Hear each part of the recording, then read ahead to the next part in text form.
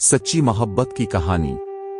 ये कहानी एक छोटे से गांव के लड़के फरीद और लड़की फरहत की है।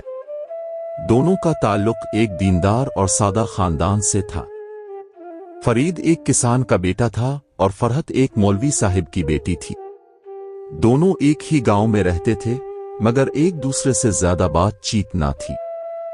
फरीद ने हमेशा से फरहत को पसंद करता था, मगर कभी इसका इजहार नहीं किया। वक्त गुजरता गया और दोनों ने मैट्रिक तक तालीम हासिल की।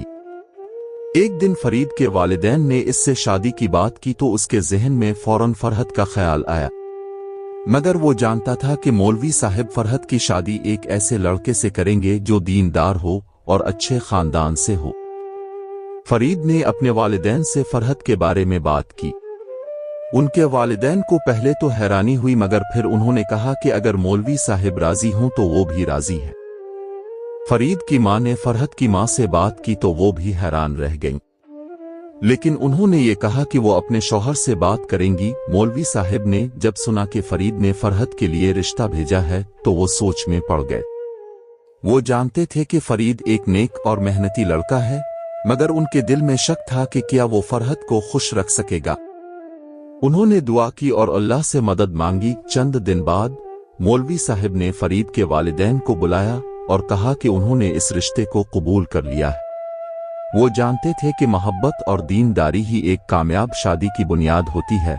फरीद और फरहत की शादी हो गई। शादी के बाद फरीद ने फरहत से कहा कि वो हमेशा उसकी इज्जत करेगा और इसे खुश रखने की पूरी कोशिश करेगा।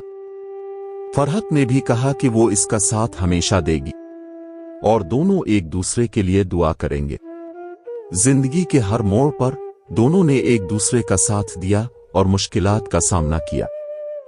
उनकी मोहब्बत वक्त के साथ बढ़ती गई और वो एक दूसरे के बगैर जिंदगी का तसव्वुर भी नहीं कर सकते थे। अल्लाह की रहमत से उनकी जिंदगी खुशियों से भरी रही। ये सच्ची मोहब्बत की कहानी हमें सिखाती है कि अगर नीयत साफ हो और अल्लाह पर भरोसा हो तो मोहब्बत भी कामयाब होती है और जिंदगी में खुशियां भी आती हैं।